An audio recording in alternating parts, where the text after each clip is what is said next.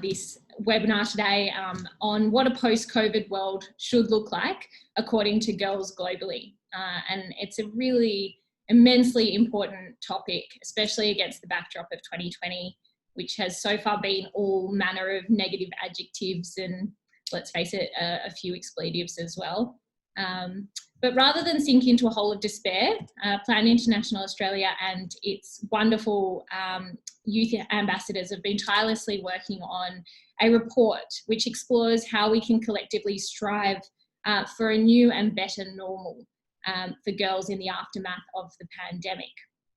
The report is set against a set of 6 reimagined key visions, including climate justice, gender justice, education, inclusivity and equality in power, protection of rights, and the freedom to be human. And because it is such a meaty topic, I just want to quickly encourage everyone who's watching today or tuning in to tell us where you're from. Please ask questions and through the chat box, and we'll be referring to them throughout the session.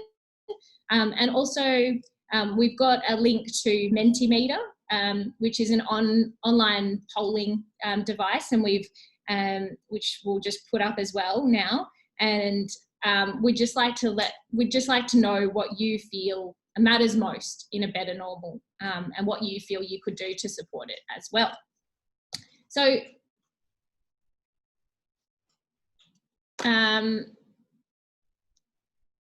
sorry, we're just having a slight technical issue. Okay, so the brilliant youth ambassadors involved in this discussion are Madhura Prakash, Kavinda Almeida, or Kavi, Imogen Senior, and Yasmin Poole. But before we get stuck in, I just want to hand over quickly to Suzanne Legina, who's the CEO of Plan International Australia. And she'll be giving a quick debrief on the approach taken with this report and why we should all work our butts off to make it reality.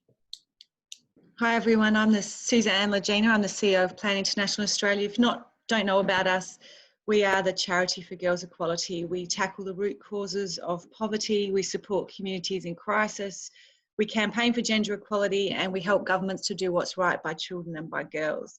And we do that by leveraging our 80 years of experience and know-how and partnering with others, in particular with young people. The Youth Activist Series is a program we run for young people aged 16 to 24 to create a platform for them to create change, to develop skills, to forge lifelong friendships, and to channel their passion for gender justice and to speak truth to power. We also partner with businesses that share our values. And this year, the Body Shop has supported the YAS 2020 group and this new normal research. Alongside our partners, the thing that Plan does is we really put young people and children at the centre of our work, and we empower and amplify their voices and their calls for change. And trust me, they are a force to be reckoned with, as you will discover. Today and every day, we are literally sort of handing them the mic. COVID-19 has given us time to pause and to consider what really matters to us in our lives, in our families, in our communities, and in the world. In a way to think about, really what is worth living for. And these young women have designed from the get-go and carried out this research to create a blueprint for a world that they want to see as we recover from this pandemic. And I'm sure you will find their vision compelling. And as you listen to them, I urge you to engage in the questions with them. But I ask you to consider how you might use your own power and resources to stand alongside them, because they're going to need more than just to be inspiring if we're going to create the kind of work they're talking about. Over to them. Thank you, Suzanne. Yasmin, I might kick things off with you. You're widely recognised as a very fierce youth activist and one of Australia's fiercest voices, and you've been particularly vocal and passionate on this topic and during this period. Broadly speaking, what has been the impact of COVID already for girls globally? Yeah, I think it's, obviously a huge impact across a variety of different scales. And if we look here in Australia, I think the first thing we look at is that immediate devastating job loss following the isolation, and that disproportionately affects young women and girls, especially working in casualized front-facing industries like hospitality or tourism, that kind of space. So women have been affected there. But then actually on a wider decision-making front, we're also not seeing girls and women included in this conversation.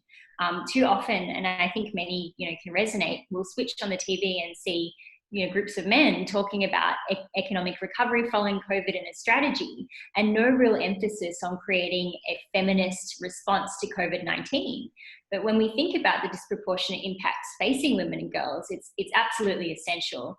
So, moving beyond Australia, I think the first major impact is health. And, a death by childbirth and pregnancy, for example, is the leading cause of death for young girls in Africa. What we'll see with the closure and isolation is that we'll see increasing shutdown in these spaces. And as a result, that jeopardizes women's safety and girls' safety. We can also see it on an education front. Women are being pulled out of girls are being pulled out of, education in person, and there's a gender gap in terms of women's access to technology compared to boys. So it's the kind of amplifying of existing inequalities, as I always refer to, that girls and young women are now stepping into and having to bear the burden of as we kind of not only progress through the immediate crisis, but the economic crisis. So I think the ultimate issue that we'll be facing because of this is really holding decision makers accountable and making sure that they don't use urgency to sideline the importance of gender equality and supporting young women. And it's been a concept called even the tyranny of the urgent, the idea that economic reconstruction means that we have to say gender inequality isn't worthwhile, or that amplifying young women's voices isn't worthwhile.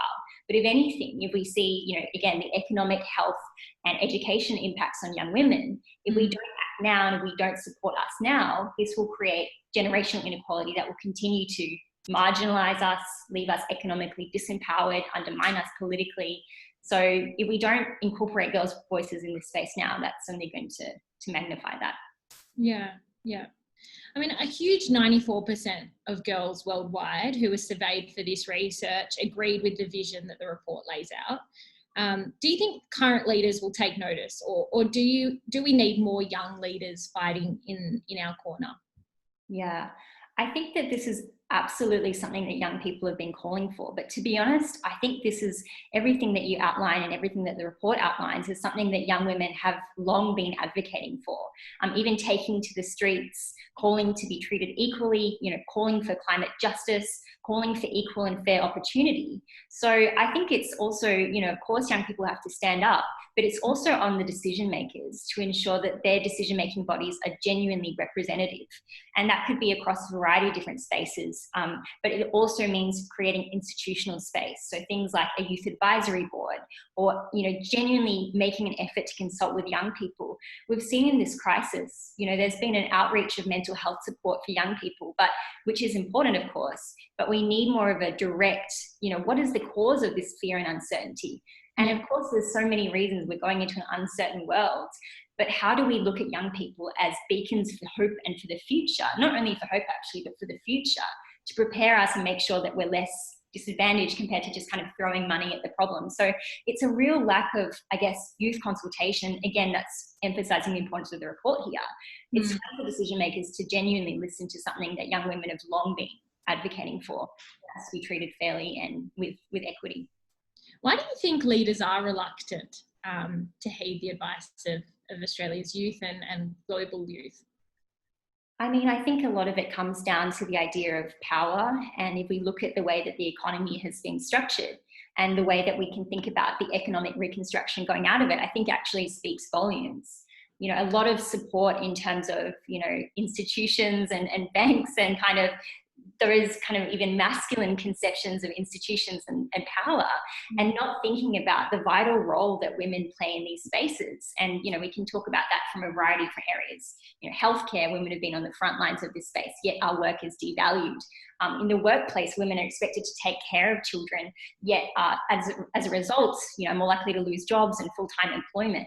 So, this is an ongoing cycle of inequality, not just from COVID. And I think that reflects ultimately the fact that decision makers are largely old, white men. And that's not very controversial to say. You look at the current cabinet, It's pretty terrible. And we've seen actually the number of women in cabinet has largely remained the same and actually has gone down over recent years. So it's really kind of, who's in power here and who's kind of calling the shots. And I think that really speaks volumes as to why young women aren't being heard. Yeah. Imogen, I know you're particularly passionate about climate justice. Why is good climate policy particularly critical for women and girls in the coming decades and off the back of this crisis? Yeah, I think it is very intricately tied to what Yasmin was saying about how the coronavirus crisis has, disproportionately affected women and girls. And that's because, any crisis disproportionately affects marginalized groups. If your old society didn't look after certain groups of people, they're not going to look after them during the crisis. And so we've seen this with, COVID-19, and we have seen it with with the climate crisis, which is a gender and youth crisis. And it impacts children, particularly girls, and especially those girls living in the most vulnerable communities. And often those communities have been the ones to least contribute to the climate crisis in the first place. So, in a crisis, girls are the first to be taken out of school, to be put into early marriages, more likely to go hungry, more likely to be subject to violence, sexual assault, and take on more duties in the home and caring. Yeah. And this just kind of magnifies the inequalities that were already present. So you've got, their lack of access to resources such as health, education, and the lack of acknowledgement of their unpaid care work, which women take on the majority of the burden for. And this just undoes the progress that we've made towards gender equality and achieving girls' rights. Yeah. Climate crisis also exacerbates the health disparities between women and men, women more likely to die in heat waves and in floods, and from a lack of nutrition. And then, as Yasmin was saying, after you've got all this disproportionate effects for women and girls, they're systematically and institutionally left out of those decision-making spaces, which is where policy around climate change is made. And this is why we kind of refer to it as climate justice, because you can't have, a sense of climate justice without looking to gender. And you can't solve, the gender inequity crises that we've got without looking to climate change and the effects that will have on the progress that we've already made. How does the report and your recommendations address these broad issues? So our report, it recognises these issues and it asks the girls themselves what changes they want to see, which is something that we very rarely do. And we merge that with, policy recommendations from experts, with our own thoughts, and also with the expertise of First Nations peoples around the world.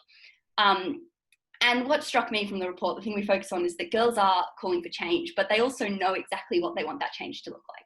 We know what we want our world to look like, and we know the steps that we need to take to get there.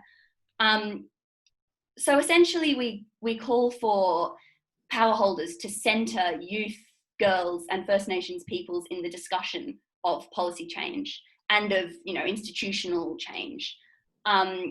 And while acting in accordance with, the expertise of experts, and we call for decision makers to institutionalize those participatory processes for girls and young women at all different levels of power holders and of government, to make sure that our experiences are represented, our ideas are implemented, and the solutions to this problem are co-designed by us. And we've actually already seen this type of accountability happening in Denmark, which could make climate change illegal, which would, every 12 months, Parliament holds the Danish government accountable to the goals, which is an institutional way to make sure that we're holding power holders accountable for the destruction that they're causing. And obviously this goes hand in hand with amplifying First Nations knowledge and expertise on land management, understanding of the environment, sustainable practices. And when we're talking about a sustainable future, we need to be promoting Indigenous people's rights to influence those decisions and policy, and have a seat at the table when we're talking about this. So climate policy seems to have fallen off the priority list, and especially amidst the pandemic, and let's face it, even before that. How do we keep it front and centre and strive for progress here? And especially is it incumbent upon wealthier countries like Australia to be at the forefront of that? Yeah, I think this actually gives us quite a big opportunity to be placing climate change front and centre, because we've seen the devastating impacts of a global crisis. We've seen what happens when a crisis reaches an uncontrollable point. We've seen how countries hoard resources when they're in low supply. We've seen how marginalised groups are targeted and forgotten about. And we've seen that ordinary people going into lockdown, with no flights, with little transport, we still only take a little hit to our emissions. And this kind of signals to us that we do need that, systems change and that transformative change, and that our current system just can't deal with a crisis. And I think that can provide that portal moment, like a wake up to us realizing that we can't afford to put climate change on the back burner. We've known about this crisis for decades, and we need those really strong climate policies to build back that better normal. I think it also provides hope as well, because we've seen how listening to experts, gives us the best results. We've seen how centering people who are affected by a crisis, who know about the, statistics, the facts of that crisis, saves lives. And we've also seen the benefits of having that community mindset, that communal idea of looking after each other instead of that neoliberal, individualistic way of looking to a crisis. Which can provide, hope and acceleration on actually implementing those climate change policies. Yeah. As for wealthy countries, it obviously, as the ones that have contributed most to the climate crisis, it does fall to us and to the companies, the governments, the groups, the individuals, as I was saying, that are contributing most to the crisis. It obviously, there's not a direct translation for them being the most affected by the crisis, because often it is the most vulnerable communities around the world that are affected when they're not the ones actually causing the crisis in the first place. And so to be able to notice that it is our systems, it is that history of colonialism, it's that history of, that not lack of care for the planet that has caused this crisis. And it's not individuals, it's not, it's about, we do have a potential to have that beautiful community living in harmony with our planet, which you know, and we see it. Yeah, so just listen to young people on climate policy, I think, is the way forward there. Mads, you were heavily involved in recommendations surrounding the protection of rights and the freedom to be human. This is a giant space, but what would you most like to see in your lifetime regarding the rights of women and girls? Yeah, you're right. It is a giant space. There is, unfortunately, a lot that needs to happen, but a lot that we can do, which is, the positive. So I think in terms of protection of rights, something that girls and young women, a lot of them spoke about is the right for bodily autonomy and safety. We've seen during COVID-19 instances of gender-based violence growing because, people being stuck in their homes. And that's something that is unfortunate and something that is a reality for a lot of girls and young women. And, so governments need to be protecting against the heightened risks of gender-based violence that young women and adolescent girls face, and LGBTQIA+ people face as well. And then also the education of rights is something that's really important. I think sometimes within the legal system, it can be a bit of an invisible leash for people. So again, like in terms of sex trafficking or with people who are in domestic violence situations, sometimes you're not quite sure what your rights are, or you're not quite sure what the actions are that you can take. And that's something that needs to be more accessible for sure. And I think that's upon both governments and people within the legal system. They need to have training to know how to deal with women in vulnerable situations, with First Nations people, with refugees, and things like that, and I think speaking of vulnerable people, when we're talking about, youth and children with disabilities, we're talking about refugees, LGBTQIA+ people, First Nations people in the healthcare system. There's there are huge areas of discrimination that you find there, a lot of areas of, exploitation or just lack of access, that, you know, that needs to really be something that governments look at as well. We want organizations to ensure that for these groups, the care is accessible, and that there is, you know, workers are being taught how to be sensitive to the needs of these people and things like that. Yeah. And just honestly, like, ensuring that we aren't exploiting people. You know, in minimum wage, we want minimum wage to be a livable wage. This is so important for single mothers, to women who are students. It's something that seems basic but isn't quite there yet. And we want resources that we have to be distributed so that young girls and women can benefit. So to community organizations that are made by women for women, because those are the organizations that are really helping young women.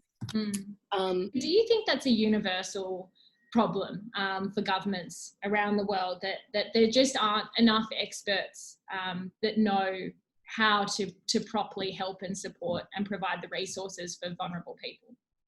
Yeah, for sure. I think like a lot of people who are power holders or experts in certain areas aren't really the people that have the lived experiences.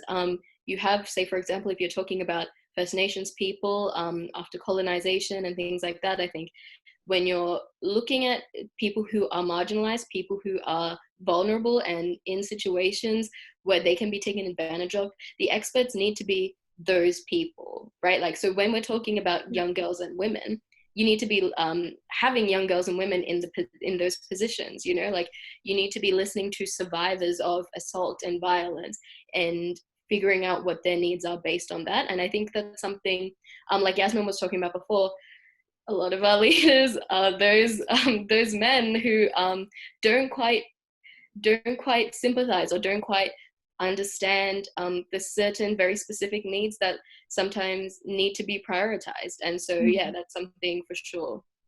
So do you feel like the world is ready then for the recommendations that Plan International Australia has laid out here and this report? Do you think policymakers and you know, government leaders will actually listen here? I mean, I feel like it would be short-sighted not to. I think the world, if they're not ready, they need to make themselves ready. I mean, like, specifically, if you're talking about the protection of rights, you know, 96% of girls and women globally who participated in our research affirmed our vision with the participation of rights, 95% for the freedom to be human. So these are clearly things that are very, very important to what is a large group of people in our world, and a very important group, if I do say so myself. Like, and so I think, yeah, governments, stakeholders, people with power absolutely need to be taking these things into consideration, because, you know, young girls and young women are the future. And I think, you know, collective action absolutely has the power to sway policy. And this is something that is a large collective of people, that a large collective of people, you know, have gotten behind. You know, yeah. I just want to jump here, just, no, thanks so much for that, Matt, the great answers. Just jump into a couple of thoughts and questions that have come through here now from people listening today. One's from Jessica McLean, and she says it's particularly interesting when the stage 4 lockdowns were announced, escaping harm wasn't explicitly listed as one of the reasons to leave your house during curfew. What are your thoughts on that? And I just want to open that up to everyone on the panel. Yeah, I mean, I remember escaping harm, yeah, was definitely not something that was explicitly stated, and it was something we ended up sharing over social media. Again, that kind of community of girls and women ended up being, you know, the savior in that regard. Like, we ended up being like, guys, remember, if you are queer youth who are stuck in a home where you're unsafe, or if you're a woman stuck in a home that is unsafe, you are absolutely allowed to leave. And I think it is disappointing that in such a very scary and vulnerable time, that the needs of women are always put on the back burner. Like, it isn't the first time during COVID-19 that this has happened, with the sanitary ware and things like that.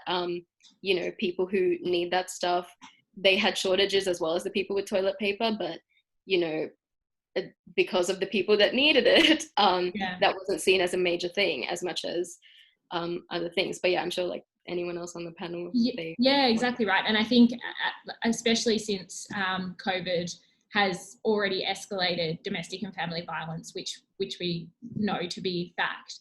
Yasmin, do you have thoughts on that?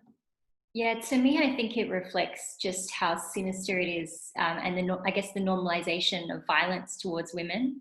The fact that that wasn't even a consideration shows that, you know, as before this crisis, there was already a huge domestic violence issue facing Australia. But let it be known that gender-based violence is a crisis right now. And that's the kind of language that we're not using. We can look at COVID-19 and call it a crisis, but we don't talk about the gender impacts in the same way. But if it's killing, you know, women and affecting women so much, it's such an incredible shame, I think, that value isn't placed on women's lives. And yes, they've distributed resources now, but I think it goes back to the fact that even, you know, we're not centralizing feminist knowledge at the heart of this response. And as a result, these kind of, you know, things that seem so clear to women will be missed because those voices aren't being prioritized and because feminist knowledge is very peripheral than central. So I just think it just shows the norm of violence against women that very much exists and has existed for so long. Yeah, and you've got to wonder, you know, the number and the volume of vulnerable women who are feeling very much forgotten at this point. Kavi, I just wanted to come to you now, and your area of focus on this report was education. What do you feel the world would look like, and how would it be benefited if every girl globally was afforded proper education? Yeah, well, to start off with, if every girl globally was afforded proper education, we would 100% be living in a far more healthier world, as well as one that has actually successfully used our diversity to solve our world problems. And as everyone has already touched on the fact as well that we're missing the valuable input and experiences of girls and young women in all their diversity, and it absolutely hampers our ability to problem solve and improve our society because we're not listening to a large proportion of our population, basically. And in terms of like other benefits for the world, you know, we already know that education plays a crucial role in our ability to be healthy by providing us with the vocabulary to seek healthcare. For us to actively participate in our society using the skills and knowledge that we've accumulated during our education. And I think something that should be of great importance for leaders as well is the fact that providing education to young girls and women also allows us to participate in the economy, to contribute to our economies, and then be able to help everyone in our society. And I think what I'd like to really highlight as well is the fact that with this report, our research and our vision focused on holistic education. So this, you know, this means that we're not just focusing on teaching skills and knowledge to young people, but we're also including, you know, the fact that we need to teach children to be compassionate, to be empathetic of others. And I think that, you know, with this pandemic and all the recent issues that have really come to the surface at this point in time, it really highlights the fact that we really do need to be teaching young people to truly care about others, to critically think about the beliefs or the traditions or the ideas that they've been exposed to at a young age, and to understand that their view of people, their view of the world isn't necessarily just theirs. They have to be considerate of every single person that they share this world with. And I think that at the end of the day, we really do need to appreciate that having just skills and knowledge to work and contribute to this society is just one of many factors that helps you to be an educated and good citizen of this world. Yeah. So how do you feel we get to a point where that's reality? So straight off the bat, we need to be going and taking this report to the UN General Assembly. We need to be sharing the report with our governments, with our stakeholders, and we need to get them to engage, because the recommendations, and I encourage everyone to read the report, our recommendations are very easy to implement. We've done, you look back on history and you look at how much we've changed so far. These recommendations, they will create tangible change. They're not out of reach for us. And once we've got engaged with our governments and our stakeholders, we really, really need to be focusing on making sure that education is accessible to every single young person, every single person basically in this world. And that includes us addressing the digital divide, which Yasmin has already pointed out, greatly impacts young girls and women. We also need to be making sure that education is financially accessible, and that includes tertiary education as well. And then, after that, we need to transform our education system. This means that we're not only teaching children, skills and knowledge once again, but we're also teaching them things like civic education, climate education, education that is actively anti-racist and does not romanticize or gloss over colonialism and its continuing impacts on people. We need to ensure that we're properly including Indigenous perspectives, Indigenous stories, as well as the stories of people from different cultures and different groups.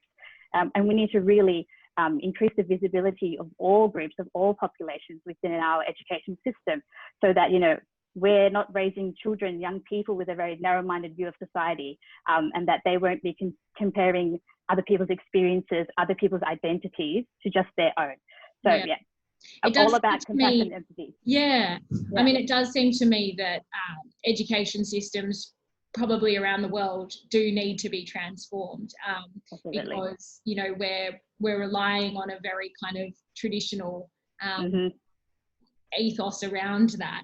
And I was going to mention, the making things culturally contextual in Australia as well. Absolutely. How do we do that just on a national front there? How do we bring in more Indigenous women and girls to lead that conversation and to I guess, show us how we can transform education in Australia? Absolutely. As allies, firstly, we're all very privileged right now to be attending this webinar. We have access to internet, we have access to knowledge, and we've got this fantastic platform to be using to have this discussion.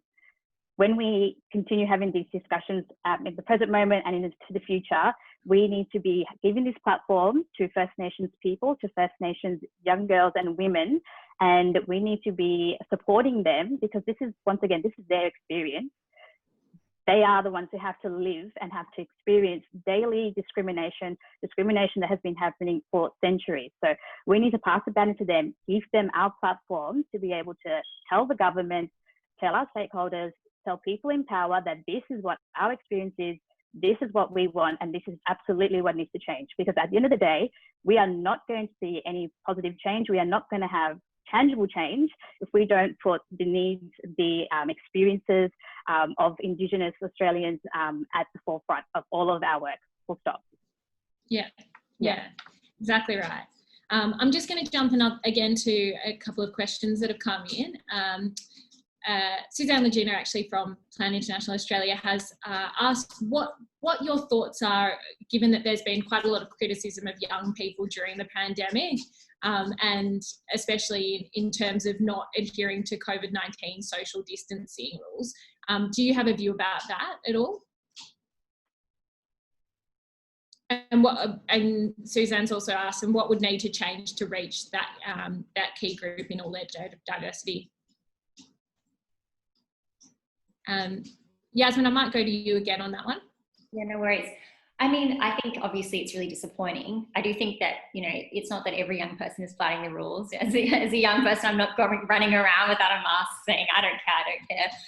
But it's disappointing hearing that certain groups of young people aren't adhering to the rules. I do think perhaps, a way to address that could be thinking about the way that government engages with young people. And we've seen that the primary way of distributing health information is through press conferences and television and Twitter.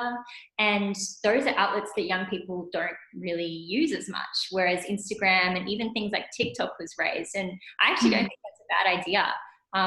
In saying that, I think I would still argue the majority of young people are aware. At least all of the young people that I know, again, aren't going around having crazy parties, but I do think it just kind of comes back to how is the government disseminating information, and that really involves, I guess, a rethought of how we can really speak to young people here, and maybe also just amplifying the voices of other young people to emphasize the importance of doing our part.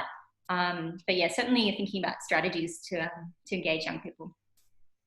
Yeah, do you feel that young people have been the scapegoats here? Yeah, I mean, I think that the treatment, for example, of the two young women in Queensland recently was pretty disgraceful. And that's not to say that their behaviour was justified at all, but the media treatment was pretty appalling considering how you know, differently that they view this issue versus older people, privileged people, white people that flouted these rules.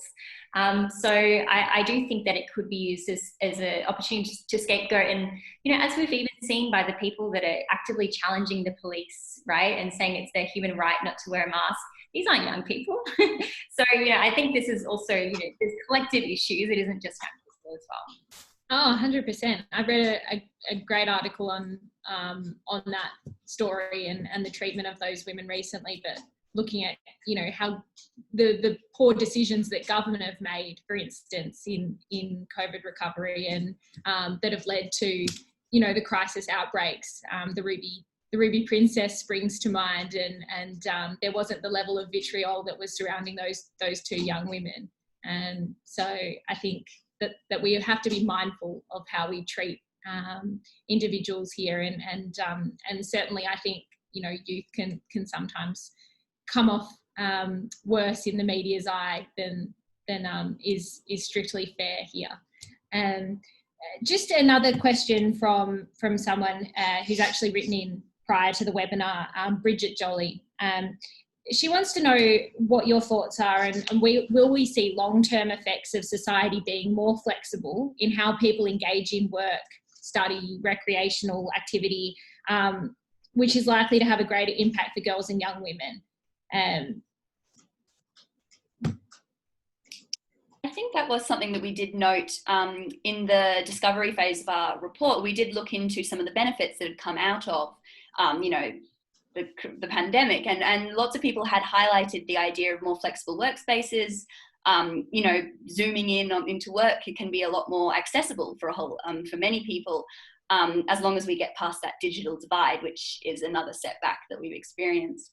But I think a lot of people are experiencing some like changes in the way that they're living their work lives, in the way that they're valued as workers as well, which, yeah, we can look to as quite a positive way, as long as we retain it and acknowledge the other side effects that come along with that. Yeah. And just another anecdote here from Kate Freeman, who's joining us today, and she makes a really good point on the fact that a lot of the time that women voice their thoughts on change and their ideals for the future, they're treated with they're treated in a kind of patronising fashion. Do you think that that's the case? And you know, are you concerned that this report will be met with that same reaction? I mean, I know, like, it's a constant battle for women in areas where they're able to speak out of being called too emotional or, you know, reactionary or anything like that. I mean, clearly it's not true. Like, if you look at you know, certain leaders, they can be quite emotional and reactional as well, even if they're men. But a lot of the time when they're the men. Yeah, exactly. Yeah, we need to look at Donald Trump. Yeah, exactly. So I think it's clearly not true, but I think it's very much something that makes young women disillusioned.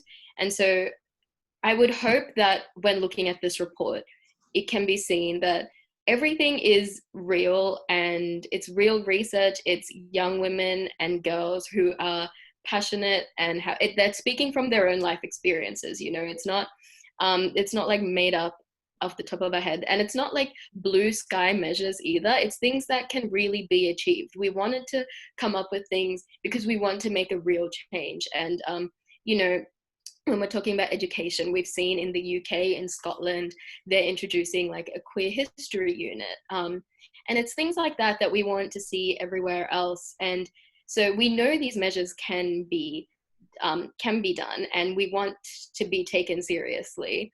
And yeah. I think, yeah, it's if it isn't taken seriously, I think it's not as much about the report as it is biases towards women that, you know, people have to work through. Exactly right. Yeah.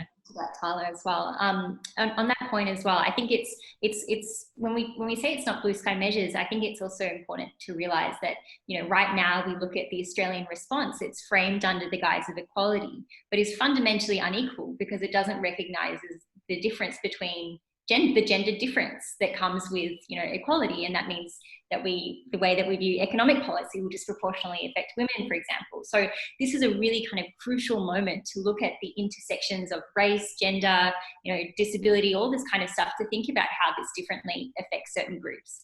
And on the point of Imogen, you know, about flexibility, yes, we might be having more flexibility right now in the way that we work, but even if we look at, I think there's even studies from Europe, flexible working from home actually affects women more, because women are expected to take care of the kids and work full time, while men are statistically more likely to work more at their work and not actually shoulder the burden of care, which means that women are less likely to maintain full-time employment, and then that perpetuates the gender gap. So when we think about kind of equal policies, we need to kind of investigate that and critically analyze it, and that's the importance of this report right here.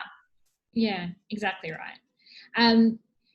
So I just want to go to what the next steps are. What has the response been to this work so far, and how many people are you hoping to have signed the open letter before taking it to the UN General Assembly? And just a note as well to watchers that we're just posting that link to the open letter, so please do have a look at it and get involved and sign it. But Yasmin, since we've got you here, what are your thoughts there? In terms of how do we create kind of actionable policies from the report, or kind of more broader, what should governments be doing? I mean, how many people are we hoping here to have sign it, and what are the steps after taking it to the UN General Assembly? I think the first step in terms of back here at home is finding allies and supporters in Parliament. And I think it's unrealistic to expect that every politician would be in support of this, because if we look at the response right now, it's a far cry from gender equality, and it's a far cry from valuing youth voices. But I think it's absolutely crucial that youth can make noise, especially, I guess, pointing out that this current strategy, while again seemingly equal, is fundamentally unequal. So I guess finding allies in politics right now that can really give, make an impact in terms of using their platform to further this as a result. And then in terms of, even after the report, kind of what can we do right now in terms of our actual strategy? I think that lies in things like a gender disaggregated data to understand how this crisis is affecting men and women, a gender responsive budget, following from COVID-19, a wellbeing budget similar to New Zealand, a lot of steps that again, is a more holistic, equitable treatment of citizens and women and young people. So yeah, I think the first step though is allies and really getting that message across to decision makers. And are you hopeful for a new normal? I think I cannot work in this space if I'm not hopeful. It is undoubtedly frustrating all the time, and there's a lot of resistance and a lot of fear.